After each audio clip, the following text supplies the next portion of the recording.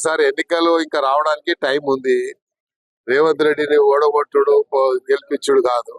ముందు మనము మన జరిగినటువంటి తప్పులు తెలుసుకోవాలి. మరి ఏదో స్థామిత లేక మనం చేయకూడదు. ఎందుకంటే గురిగింజ కింద ఉన్న మచ్చాగా ఎవరు తెలియదు, అది ప్రాబ్లం ఉంది. అందుకనే ఇప్పుడే గాని ఒక స్థాయిలో ఉన్న వ్యక్తిని మనము తప్పుగా మాట్లాడితే ఆ స్థాయి ఉన్న వ్యక్తి కూడా కిందికి వచ్చి మాట్లాడాల్సి వస్తుంది.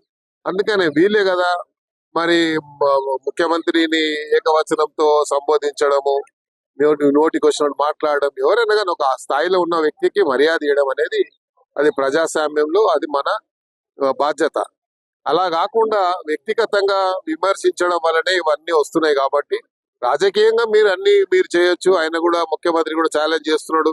మేము చేసిన అభివృద్ధి విషయంలో కానీ మేము ఇచ్చిన మరి పెట్టినటువంటి స్కీమ్స్ మేము జరగలేదు అంటే ఎక్కడైనా సరే ఏ వేదికమైనా ఛాలెంజ్ విసురుతున్నాడు. కాబట్టి ఆ ఛాలెంజ్ కు యాక్సెప్ట్ చేయకుండా మనం ఏకవచనంతో ముఖ్యమంత్రిని తిట్టడం వల్లనే ఇవన్నీ సమస్యలు వస్తున్నాయి. కాబట్టి మీరు అభివృద్ధి విషయంలో ఇచ్చినటువంటి స్కీమ్స్ ఏవైతే గ్యారంటీలు ఇచ్చిండ్రో ఆ గ్యారంటీలు జరగలేదని మీరు అంటారు, జరుగుతున్నాయని మేము చెప్తున్నాం. కాబట్టి జరుగుతున్నాయి ఎక్కడ అనేది మీరు చర్చకు వస్తే చెప్తామని ముఖ్యమంత్రి గారు చెప్పారు, మంత్రులు చెప్తారు. కాబట్టి దాని మీద స్పందిస్తే బాగుంటుంది.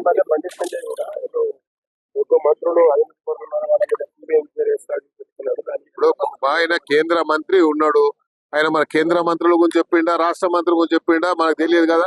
కాబట్టి ఏదైనా సరే బండి సంజయ్ గారు ఆయన ఒక మన హోమ్ మినిస్టర్ ఉన్నాడు. హోమ్ మినిస్టర్ ఉంటే అన్ని విభాగాలు ఆయన చేస్తుంటాయి. సిబిఐ గానీ ఈడీ గానీ అన్ని స్టేట్ మినిస్టర్ కంట్రోలే ఉంటాయి, కేబినెట్ మినిస్టర్ కంట్రోల్ ఉంటాయి. కాబట్టి ఆయన స్థాయిలో మేము తెప్పించుకుంటున్నాం. ఎందుకు సమాచారం ఉంటే యాక్షన్ తీసుకోవాలి. చరిత్ర సృష్టించినోడు ఇప్పుడు ఆ చరిత్రని తిరగరాయబోతున్నాడు. అబద్ధాల గోడల్ని బద్దలు కొట్టి నిజాలను రాగా మీ ముందుంచబోతున్నాడు. నిజమైన వార్తల కోసం వెంటనే డౌన్లోడ్ చేసుకోండి రా యాప్ని.